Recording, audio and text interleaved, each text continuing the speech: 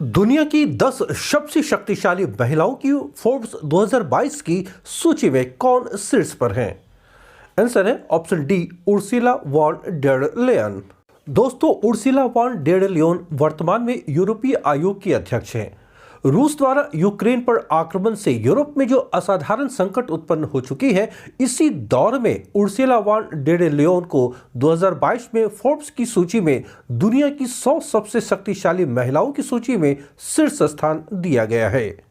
महत्वपूर्ण यह है कि दुनिया की 100 सबसे शक्तिशाली महिलाओं की सूची में भारत की 6 महिलाओं को शामिल किया गया है। याद रखें, भारत की 6 महिलाओं का नाम इस सूची में है जो दुनिया की 100 सर्वाधिक शक्तिशाली महिलाएं चुनी गई हैं।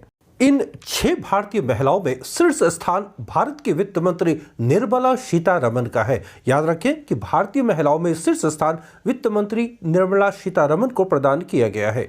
वित्त मंत्री के अलावा सूची में बायोकॉन की कार्यकारी अध्यक्ष किरण मजूमदार-शॉ, HCL टेक चेयरपर्सन रोशनी नादर मल्होत्रा और नायका की CEO फाल्गुनी नायर के साथ 2 और नाम शामिल हैं। वित्त मंत्री निर्मला सीतारमण लगातार 5वीं बार, जी हां 5वीं बार इस लिस्ट में शामिल की गई हैं। फोर्ब्स द्वारा जारी इस लिस्ट में निर्मला सीतारमण 36वें स्थान पर है। जिन 100 महिलाओं का नाम इस सूची में है, उनमें 36वें स्थान पर 36 नंबर पर निर्मला सीतारमण है।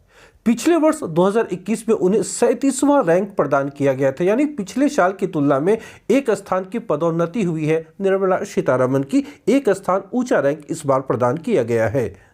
5 अन्य महिलाओं के नाम इस सूची में हैं, तो उनमें HCL टेक की चेयरपर्सन रोशनी नादर मल्होत्रा को 53वां स्थान प्रदान किया गया, 53rd स्थान पर है वो।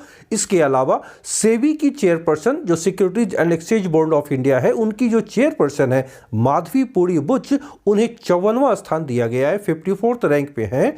सेल की अध्यक्ष steel authority of India limited की जो अध्यक्षा हैं सोमा मंडल, उन्हें 67th पोजीशन दिया गया है, 67वें स्थान पर वो हैं। इसके अलावा बायोकॉन की कार्यकारी अध्यक्ष किरण मजूमदार-शॉ 72वें 72nd स्थान पर है और नायका की CEO फाल्गुनी नायर को 89वां, जी हाँ 89th स्थान प्रदान किया गया है। तो ये कुल 6 महिलाएं हैं जो विश्व की सर्वाधिक शक्तिशाली 100 महिलाओं में शामिल हैं। TTFI अर्थात table tennis federation of India के नए अध्यक्ष के रूप में किसे चुना गया है? आंसर है ऑप्शन ए, मेघना अहलावत। मेघना अहलावत को 5 दिसंबर 2022 को table tennis federation of India का अध्यक्ष चुना गया है। दोस्तों, साथ ही साथ पूर्व नेशनल चैंपियन कमलेश मेहता महासचिव चुने गए हैं, तो पटेल रेड्डी को कोषाध्यक्ष बनाया गया है। जबकि दुष्यंत चौटाला TTFI अर्थात table tennis federation of India के पूर्व अध्यक्ष है, वो इससे पहले अध्यक्ष रह चुके हैं। ग्लोबल एविएशन सेफ्टी रैंकिंग में भारत की रैंक क्या है? इसका आंसर है ऑप्शन बी, 48वां। अंतर्राष्ट्रीय नागरिक उड्डयन संगठन ICAO अर्थात इंटरनेशनल सिविल एविएशन ऑर्गेनाइजेशन द्वारा वैश्विक विमानन सुरक्षा रैंकिंग, जो विश्व भर में विमानों की सुरक्षा से संबंधित रैंकिंग है, इसके बारे में भारत अपने उच्चतम स्थान पर पहुंच गया है। दोस्तों, इस बार भारत की रैंकिंग 48 है, 48वां है। यह बहुत ही उल्लेखनीय है क्योंकि मात्र 4 साल पहले 2018 में भारत 102वें स्थान पर था। जी हां, 102वें स्थान पर भारत था 2018 में, तो 2022 में यह 48वें स्थान पर पहुंच गया है। प्रमुख सुरक्षा उपायों के प्रभावी कार्यान्वयन के मामले में यह 85.49% तक सुधरा है। जो परसेंटेज दी गई है भारत को, वो 85.49% है। यहाँ यह ध्यान रखें कि भारत के साथ साथ जॉर्जिया, इन दोनों देशों को 48वां स्थान दिया गया है। दोनों ही देश यानी भारत का और जॉर्जिया का जो स्कोर है वो 85.49% ही है। भारत से एक स्थान पीछे इस बार चीन है। चीन का स्थान 49वां 49th है। तो टॉप 3 में कौन से कंट्रीज हैं, इसे आप देख लें। जो दुनिया के सिर्फ 3 कंट्री जो एविएशन मामले में सबसे अधिक सुरक्षा मापक वहां मौजूद हैं, तो उनमें पहले स्थान पर सिंगापुर है जिसे 99.69% स्कोर प्रदान किया गया है। इसके बाद दूसरे स्थान पर UAE यूनाइटेड अरब अमीरात, संयुक्त अरब अमीरात है जिसे 98.80% और तीसरे स्थान पर साउथ कोरिया, दक्षिण कोरिया है जिसे 98.24% स्कोर मिला है। गोवा के मोपा इंटरनेशनल एयरपोर्ट का नाम किसके नाम पर रखा गया है? आंसर है ऑप्शन ए, मनोहर पार्रिकर। गोवा में मोपा इंटरनेशनल एयरपोर्ट का नाम पूर्व मुख्यमंत्री मनोहर पर्रिकर के नाम पर रखा गया है। दोस्तों, इसका उद्घाटन हाल ही में प्रधानमंत्री नरेंद्र मोदी द्वारा किया गया है। यह हवाई अड्डा पणजी से लगभग 35 किलोमीटर की दूरी पर स्थित है। याद रखेंगे कि गोवा में स्थित मोपा इंटरनेशनल एयरपोर्ट का नाम अब क्या हो गया है? Manohar Parrikar international airport. इस एयरपोर्ट की क्षमता की बात करूं तो यह नया एयरपोर्ट सालाना 44 लाख लोगों को समायोजित कर सकता है। दोस्तों, भविष्य की विकास की योजनाओं के बाद इसकी क्षमता और बढ़ेगी, जो प्रति वर्ष 3 करोड़ से भी अधिक यात्रियों तक बढ़ाई जा सकती है। किस देश ने अरब निर्मित पहला लूनर स्पेसक्राफ्ट लॉन्च किया है? आंसर है ऑप्शन बी, संयुक्त अरब अमीरात, यूएई, यूनाइटेड अरब अमीरात।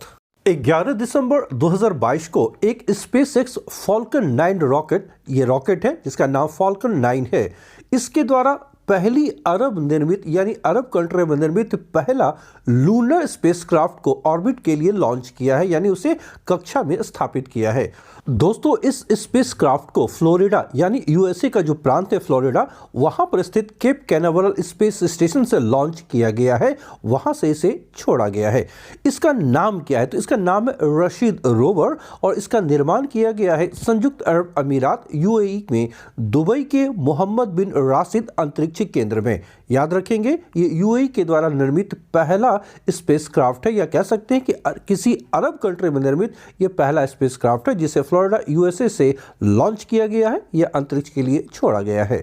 G20 प्रेसिडेंसी के तहत G20 यानी ग्रुप 20 फाइनेंस ट्रैक एजेंडे की पहली बैठक कहां आयोजित की जाएगी? दोस्तों, इसका आंसर है ऑप्शन ए, बेंगलुरु। भारत की अध्यक्षता में G20 के वित्त और सेंट्रल बैंक डिप्यूटी की बैठक 13 से 15 दिसंबर 2022 को बेंगलुरु में आयोजित की जाएगी।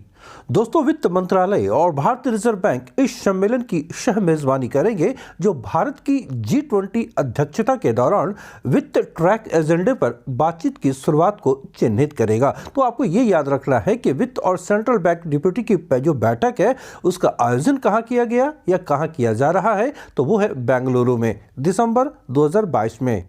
जैसा कि मालूम है कि 1 दिसंबर 2022 से G20 देशों की अध्यक्षता भारत संभाल रहा है, जो अगले 1 वर्ष तक इसकी अध्यक्षता करेगा। भारतीय ओलंपिक संघ IOA, इंडियन ओलंपिक एसोसिएशन की पहली महिला अध्यक्ष कौन बनी है? आंसर है ऑप्शन डी, PT उषा। दोस्तों, भारत की महान एथलीट और उड़न पड़ी के नाम से विख्यात PT उषा को कानूनी तौर पर भारतीय ओलंपिक संघ की पहली महिला अध्यक्ष के रूप में चुना गया है। वर्तमान में उनकी उम्र 58 वर्ष है, लेकिन उनकी उपलब्धि बेमिसाल है। उन्होंने 4 एशियाई खेलों में स्वर्ण पदक जीता है। इसके अलावा उनकी एक जो बड़ी उपलब्धि मानी जाती है 1984 लॉस एंजलिस ओलंपिक, जिसमें उन्होंने 400 मीटर बाधा दौड़ में फाइनल में चौथे स्थान पर रही थी और वे मात्र 0.01 सेकंड से कांस्य पदक से चूक गई थी। हाल ही में संपन्न गुजरात चुनाव के पश्चात गुजरात के 18वें मुख्यमंत्री के रूप में किसे चुना गया है? आंसर है ऑप्शन बी, भूपेंद्र पटेल। गुजरात विधानसभा चुनाव में भारी बहुमत से विजय प्राप्त करने के पश्चात 12 दिसंबर 2022 को भारतीय जनता पार्टी के नेता भूपेंद्र पटेल ने गुजरात की राजधानी गांधीनगर में लगातार दूसरी बार गुजरात के मुख्यमंत्री पद की शपथ ली है। दोस्तों, गुजरात के राज्यपाल आचार्य देवव्रत ने गांधीनगर में पटेल को 18वें मुख्यमंत्री के रूप में पद की शपथ दिलाई है। दोस्तों, अगर आप यूपीएससी, बीपीएससी, यूपीपीएससी अथवा किसी अन्य राज्य लोक सेवा आयोग की परीक्षाओं की तैयारी कर रहे हैं तो करंट अफेयर्स से संबंधित यह चैनल आपके लिए बेहद उपयोगी है। यहाँ सिर्फ महत्वपूर्ण घटनाओं का ही संकलन किया जाता है।